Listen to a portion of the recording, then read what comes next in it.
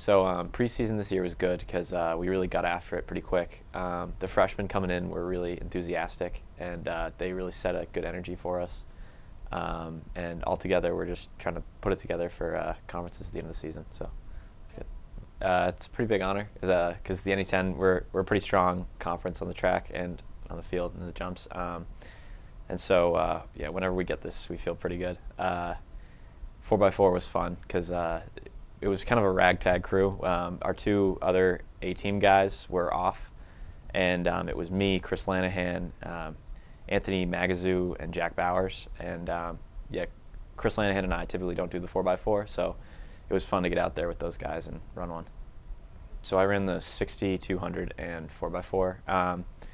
The URI Invitational, it's a cool atmosphere because it's a smaller track and there's this balcony on the top. There are a lot of people stand. And the 60, it gets pretty intense because we got a lot of people up top watching us. So that's a cool feeling. And the flat track is definitely, it's good to get on early because conferences is at Smith College, so it's also a flat track. So whenever we can get practice on flat tracks, it's good.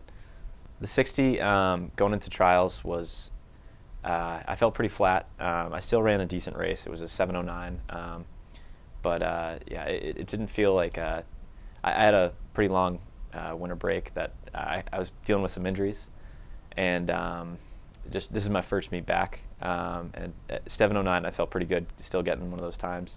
And then trials, I was just kind of trying to catch this kid from Brown University who had a really good drive phase, and I did my best to stay with him, but I ran a little bit faster, so that was good. So in the 4x4, Anthony Magazoo got out pretty hard, ran a really good leg. His previous 400 he wasn't happy with, but it was really good to see him like kill it in the 4x4. Then he handed it off to me, and while I was going, last time I ran a 4x4 was my freshman year, so I was just trying to run as best a race as I could for the other guys.